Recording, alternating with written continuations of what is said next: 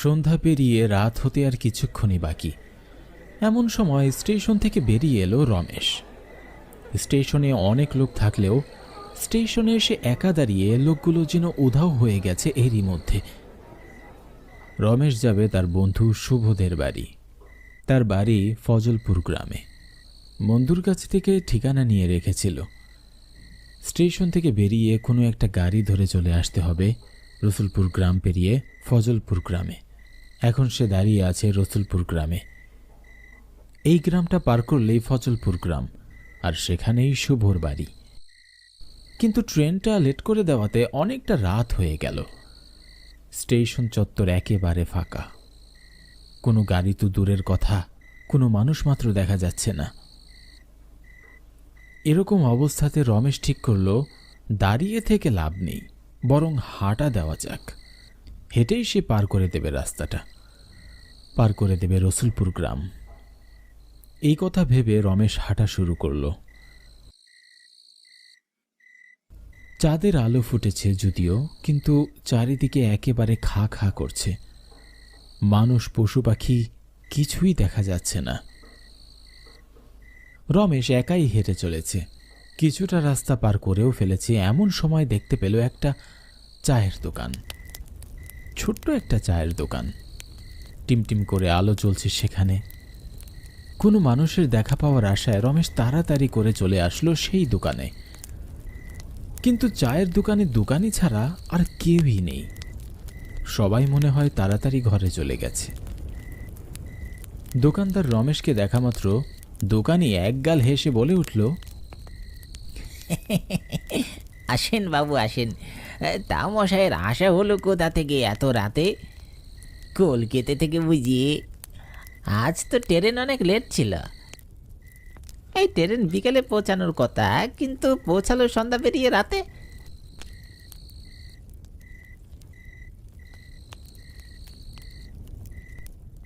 হ্যাঁ, কলকাতা থেকেই আসছি। ট্রেন তো অসম্ভব লেট ছিল, তাই আর কি এত রাত করে পৌঁছেছি। কিন্তু এত লোক যে নামলো আমার সাথে, তারা কোথায় গেল? তাদের তো কোথাও দেখছি না। কোনো গাড়িও তো দেখছি না। এ কি কলকাতা শহর পেয়েছেন বাবু? এসব অজপাড়া গায়ের দিক। গ্রামের লোকজন বেশি রাত অবধি বাইরে থাকে না। যারা ট্রেনে এসেছিল তারা জলদি বাড়িও ফিরে গেছে। এখন কোনো গাড়ি ঘোড়াও পাবেন না, মানুষও পাবেন না। আপনি একা এখানে। আমিও এবার চলে যাব ভাবতেছি। দোকান তো বন্ধ করেই ফেলেছি। তা আপনি আপনি যাবেন কোথায় বাবু? ফজলপুর গ্রামে আমি যাব, সেখান থেকে এক বাবুর বাড়ি। কিন্তু এখন পড়েছি মহা সমস্যায়। না কোনো লোকজন, না কোনো গাড়ি ঘোড়ার দেখা পাচ্ছি। কি করে যাওয়া যায় সেখানে? কি করি বলেন তো? আচ্ছা, মুশকিলে তো পড়া গেল। ট্রেন এতটা লেট হবে বুঝতেও পারিনি। চিন্তা করবেন না বাবু, এই তো কয়েক মাইল রাস্তা, দিব্যি চাঁদের আলোয় উঠেছে। হাঁটতে হাঁটতেই চলে যান ফজলপুর। আর সে গা তো বেশি দূরে নয়, এই রসুলপুর গ্রাম পার করলেই ফজলপুর। এক কাপ চা খান আমার কাছে, শরীর চাঙ্গা করুন। তারপর চলে যান আপনার বন্ধুর বাড়ি। দিব্যি সুন্দর রাস্তা, সুন্দর ফুরফুরে হাওয়া দিচ্ছে, কোনো অসুবিধাই হবে না। আচ্ছা ঠিক আছে, তোমার কথাই না হলে মেনে নেওয়া যাক। কোনো উপায়ও তো আর দেখছি না। এই পায়ে হেঁটেই সমস্ত পথ পার করতে হবে। দাও দেখি, এক কাপ চা দাও, চা বানিয়ে দাও, সেটা খেয়েই তাহলে হাঁটা দেই। চায়ের দোকানদার এক কাপ চা করে দিল রমেশকে। রমেশ চা খেয়ে টাকা দিতে গেলে দোকানদার কিছুতেই টাকা নিল না। রমেশ অনেকবার অনুরোধও করল, কিন্তু তাও কোনোভাবেই টাকা নিল না চায়ের দোকানদার। এমা, সি সি সি বাবু, চায়ের টাকা লাগবে না। আমি আমার দোকান বন্ধ করে দিয়েছি। এই চাটা আমার তরফ থেকে আপনার জন্য ছিল। আপনি তাহলে সাবধানে যাবেন। রমেশ ধন্যবাদ জানিয়ে যেই না এগিয়েছে পথের উদ্দেশ্যে, এমন সময় পিছন থেকে ডাকলো সেই দোকানদার। একটা কথা বলে রাখি বাবু, একলা রাস্তাঘাটে যাচ্ছেন তাই বলছি। যদি রাস্তায় চলতে চলতে মনে হয় পিছন থেকে অস্বাভাবিক কিছু আপনাকে ডাকতেছে, একদম পিছন ফিরে তাকাবেন না, সোজা আপনার রাস্তায় চলে যাবেন, কিছুতেই পিছনে তাকাবেন না। মনে থাকবে তো বাবু? যাই হোক, পিছনে তাকাবেন না, পিছনে তাকালে বিপদ হতে পারে।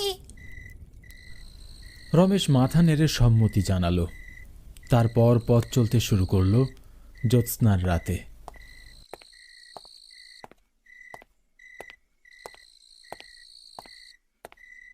চাঁদের আলো পড়েছে চারদিকে। মাঠের মধ্য দিয়ে সরু রাস্তা, চারিদিকে গাছপালা, ফাঁকা মাঠ, ঝিঝি পোকার আওয়াজ আসছে। এছাড়া কোনো আওয়াজই আর পাওয়া যাচ্ছে না। রমেশ হাঁটছে, চারিদিকে সুন্দর নিস্তব্ধ পরিবেশ। রমেশ হাঁটতে হাঁটতে অনেকটা পথ পার করেই ফেলেছে। হঠাৎ তার খটকা লাগলো। সে তো একাই হাঁটছে, আর তো কেউ নেই। তাহলে আরেক জোড়া পায়ের আওয়াজ কোথা থেকে আসছে? রমেশের চিন্তা হলো, কোনো চোর বা ডাকাত তো পিছনে নেই, নয়তো এই রাতে মাঠের মধ্যে একা পেয়ে সব তো চুরি করে নেবে। যদিও চুরি করার মতো কিছু নেই তার কাছে। সে তো আরেক সমস্যা, তাতে যদি রাগ করে খুন করে দেয়। রমেশের খুব চিন্তা হতে লাগলো। সে আবারও তাড়াতাড়ি পা চালাতে লাগলো, কিন্তু তাও শুনলে তার সাথে আরেক জোড়া পায়ের শব্দ তাড়াতাড়ি চলেছে তার সাথে। এবার রমেশের খুব ভয় করতে লাগলো। সে এবার ছুটতে শুরু করলো, কিন্তু কিছুটা ছোটার পর সে বুঝতে পারলো পিছনের লোকটাও তার সাথে ছুটে চলেছে। রমেশ আর ছুটতে পারছিল না। ভয় ও ক্লান্তি তাকে ঘিরে ধরেছিল। সে ঠিক করলো পিছনে ফিরে মোকাবেলা করবে এই লোকটার সাথে, যে তার পিছনে ছুটে চলেছে। চায়ের দোকানদারের কথা বেমালুম ভুলে গেল রমেশ। দাঁড়িয়ে পড়ল মাঝ রাস্তায় এবং শটাং ঘুরে গেল পিছনের দিকে। আর ঘোরা মাত্র ভয়ে দিশেহারা হয়ে গেল রমেশ। মানুষ কোথায়? এ যে একটা কালো মতো ভূত তার পিছনে দাঁড়িয়ে খ্যাক খ্যাক করে হেসে চলেছে। কি ভয়ঙ্কর দেখতে তাকে! রমেশ তাকে দেখে ভয়ে আঁতকে উঠে চিৎকার করে উঠল। ভূতটা চিৎকার শুনে আরো জোরে জোরে হাসতে শুরু করলো। কিরে, আমায় দেখে তুই ভয় পাচ্ছিস কেন? আমি তো শুধু তোর সাথেই যাচ্ছি। তুই তো একা একা যাচ্ছিস, তাই তো তোর সাথে যাচ্ছিলাম একটু। ওরে বাবা রে, বাঁচাও আমায়, আমায় ভূতের লোক বাঁচাও, বাঁচাও। এ বলে রমেশ দৌড়াতে শুরু করলো। ভূতটাও তার পিছনে দৌড়াতে শুরু করলো। রমেশ যত চিৎকার করে দৌড়াতে থাকে, ভূতটাও তত হাসতে হাসতে তার পিছনে দৌড়াতে থাকে। আরে পালাচ্ছিস কোথায়? দাঁড়া দাঁড়া দাঁড়া বলছি। আরে আমায় দেখে ভয় পাচ্ছিস কেন বে? আমি তো শুধু তোর সাথেই যাচ্ছি, দাঁড়া দাঁড়া। ওরে বাবা রে, বাঁচাও, কে আছে? বাঁচাও আমায়, আমাকে এই ভূতটা মেরেই ফেলবে, বাঁচাও। রমেশ দৌড়াতে দৌড়াতে হঠাৎ হোঁচট খেয়ে পড়ে গেল রাস্তায়, আর অজ্ঞান হয়ে গেল। সকালবেলা গ্রামবাসীরা রমেশকে রাস্তার মাঝে অজ্ঞান অবস্থায় পড়ে থাকতে দেখে তুলে নিয়ে গেল একজনের বাড়িতে। সেখানে রমেশের সেবা শুশ্রূষা করে তার কাছ থেকে খবর নিয়ে তার বন্ধু শুভকে খবর দেওয়া হলো। শুভ এসে রমেশের মুখে সমস্ত কথা শুনে বলল, বন্ধু রমেশ, তোর নিশ্চয়ই কোথাও ভুল হচ্ছে। নিশ্চয়ই কাল রাতে অন্ধকারে কিছু দেখে ভুল দেখেছিস। আস্তে আস্তে শরীরটা খারাপ হয়ে গেছিল হয়তো, তার জোরেই কিছু দেখেছিস। আর তোর তো গোড়াতেই গলদ হচ্ছে। তুই যেখানে বলছিস সেখানে তো কোনো চায়ের দোকানই নেই, তাহলে তুই চা খেলি কোথা থেকে? শুভর এই কথা শুনে গ্রামবাসীরাও তার কথাতে সমর্থন জানালো। রমেশ তো খুব অবাক হয়ে গেল, এতটা ভুল কি করে হলো তার? রাতের ব্যাপারটা না হয় ভুল হতে পারে, কিন্তু চায়ের দোকানটা তো ভুল হতে পারে না। সে তো সেখানে চা খেয়েছে, চায়ের দোকানদারের সাথে গল্প করেছে, আর সেই লোকটা তো তাকে সাবধান করে দিয়েছিল যাতে পেছনে ফিরে না তাকায়, কিন্তু সে তার কথা বেমালুম ভুলে গিয়েছিল। তবে সেসব ভাবতে ভাবতে তার বন্ধুর বাড়ি চলে গেল রমেশ। সেখানে কিছুদিন কাটিয়ে শরীর সুস্থ করে আবার সে ফিরে যাচ্ছিল কলকাতা। ফিরে আসার পথে সেই জায়গাটায় দাঁড়ালো রমেশ। সেখানে দাঁড়িয়ে চায়ের দোকানে চা খেয়েছিল সে।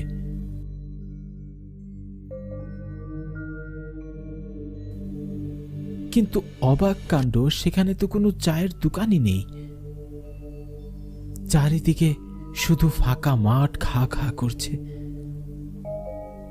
অবাক হয়ে দাঁড়িয়ে থাকলো রমেশ এবং ভাবতে লাগলো, এও কি সম্ভব? আসসালামু আলাইকুম প্রিয় বন্ধুরা, আশা করি তোমরা সকলেই ভালো আছো। আমাদের প্রথম গল্পটি কেমন লাগলো তোমাদের কাছে অবশ্যই আমাদের কমেন্ট করে জানাবে। আর যদি গল্পটা ভালো লেগে থাকে তাহলে আমাদের চ্যানেলটি সাবস্ক্রাইব করে দিও। শুধু সাবস্ক্রাইব করলে হবে না, পাশে থাকা বেল আইকনটিও বাজিয়ে দিও। যখনই আমরা নতুন নতুন গল্প নিয়ে আসব সর্বপ্রথম তোমার কাছে পৌঁছে যাবে। তো চলো আমরা আমাদের দ্বিতীয় গল্পটি দেখে আসি। ওই দ্বিতীয় গল্পটি কেমন লাগলো সেটাও কমেন্টে জানিয়ে দেবে আমাদেরকে। চলো আমরা কথা না বাড়িয়ে আমাদের দ্বিতীয় গল্পটি দেখে আসি। সুন্দরপুর গ্রামে বাস করত কেষ্ট ও তার স্ত্রী মালা। একদিন কেষ্টর স্ত্রী মালা স্নান সারতে পুকুরে যাচ্ছিল। মা, বাড়িতে জল নেই, আমি পুকুরে যাচ্ছি স্নান সারতে।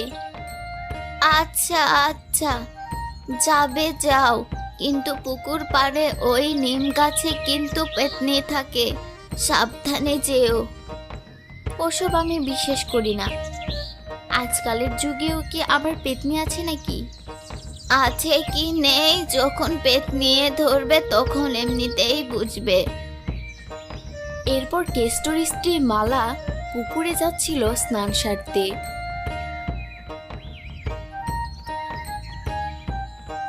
পুকুর পাড়ের সেই নিম গাছটিতে আগে থেকেই একটি পেত্নী বসেছিল। কি ব্যাপার, আজ এত বেলা হয়ে গেল তাও কেউ স্নান করতে আসলো না। যাক, আরামে আরামে ঘুম হবে। এই সেরেছে, দেখো দেখো, বলতে কি না বলতেই এক মহারানী এসে হাজির। না, আজ আমার ভীষণ ঘুম পেয়েছে, একটু আরাম করে নিই।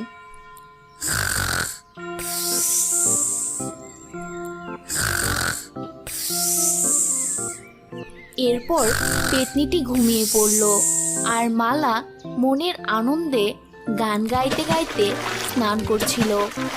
লা লা লা লা লা, কি আনন্দ আকাশে বাতাসে।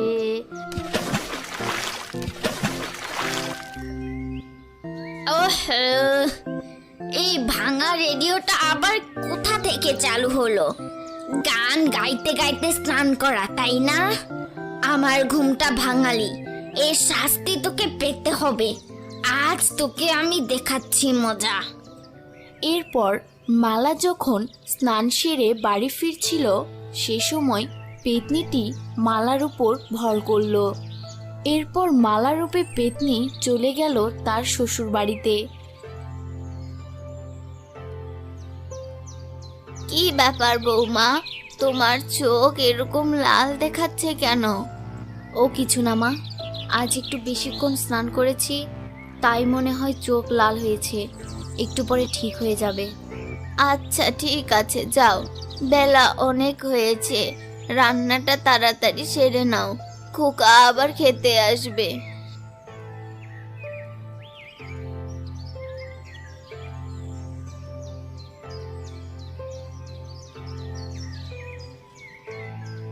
মা, আমার সব রান্না বান্না শেষ।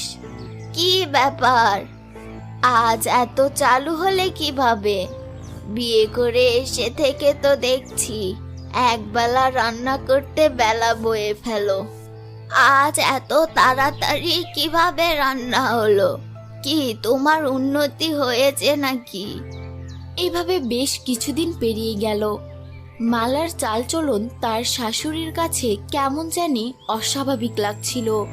একদিন মালার শাশুড়ি উঠানে রান্না করছিল আর মালা তরকারি কাটছিল। বৌমা, ঘর থেকে আমাকে তরকারির বাটিটা এনে দাও তো। এখনই দিচ্ছি মা। বুড়িটা তো ওই দিকে তাকিয়ে আছে, আমাকে দেখতে পাবে না। অযথা বাটি নেওয়ার জন্য কষ্ট করে উঠে যাব কেন? এরপর মালারূপে পেতনি তার হাত লম্বা করে দিয়ে ঘর থেকে তরকারির বাটিটা তার শাশুড়িকে এনে দিল। এই নিন মা বাটি। ব্যাপারটা কি? মালা তো বাটি নিতে ঘরে গেল না, এখানে বসেই তো ছিল। তাহলে সে বাটি নিয়ে আসলো কিভাবে? কি হচ্ছে এসব? কিছুই বুঝতে পারছি না। 5 মিনিটে সব রান্না শেষ করে ফেলে। যে মেয়ে রান্না করতে পুরো বেলা শেষ করে ফেলতো, সকালে ঘুম থেকে উঠলে দেখি সব কাজ শেষ। নিশ্চয় মালার উপর নিম গাছের পেতনি ভর করেছে। আজকে কেষ্ট বাড়ি আসুক, তাকে সব কিছু খুলে বলতে হবে। রাতে যখন কেষ্ট বাড়ি ফিরল, কেষ্টর মা তাকে গোপনে গোপনে সবকিছু খুলে বলল। মা, তুমি ঠিকই বলেছ। মালাকে কিছুদিন থেকে আমারও কেমন যেন অস্বাভাবিক লাগছে। শোন বাবা কেষ্ট, আমার মনে হয় মালাকে নিম গাছের পেতনি ভর করেছে। এ বাবা, মা, তুমি কি বলছো এসব? এখন কি হবে? আমাদের ভয় পেলে চলবে না। যদি জানতে পারে তাহলে আমাদের ঘাড় মুটকে চলে যাবে। কয়েকদিন চুপচাপ লক্ষ্য করতে হবে, তারপর দেখা যাক কি করা যায়। ঠিক আছে মা, তুমি যা ভালো মনে করো তাই করো। এভাবে বেশ কয়েকদিন পেরিয়ে গেল। একদিন মালা বাইরের উঠোনে বসে রান্না করছিল। তখন মালার শাশুড়ি বাইরে এসে দেখল মালা চুলোর ভেতরে আগুনে হাত ঢুকে দিয়ে রান্না করছে। মালার শাশুড়ি এটি দেখেও না দেখার ভান করে ঘরে চলে গেল। না, এভাবে আর বেশি দিন চলতে দেওয়া যায় না। আজ কেষ্ট বাড়ি ফিরলে তাকে ওঝা ডেকে নিয়ে আসতে বলতে হবে। দুপুরে যখন কেষ্ট বাড়িতে খেতে এলো, তার মা তখন সব ঘটনা খুলে বলল। শোন বাবা কেষ্ট, এভাবে বেশি দিন থাকলে আমাদের বৌমাকে আমরা আর পাবো না। সর্বনাশীটিকে বিদায় কর, নয়তো সর্বনাশ হয়ে যাবে। কেষ্ট তখন তার মায়ের কথা মতো একজন ওঝা ডেকে নিয়ে বাড়িতে এলো। ওঝা সব ঘটনা শুনে মালা ছদ্মবেশী পেতনিকে বলল, এই, তুই কে রে? এই বুড়ো, তোর সাহস তো কম না? তুই আমাকে বলছিস আমি কে? জীবন বাঁচাতে চাইলে এখান থেকে দূর হ। ও তাই নাকি? আচ্ছা, তোকে দেখাচ্ছি মজা। এরপর ওঝা কিছু পোড়া হলুদ নিয়ে পেতনিটির নাকে ধরল।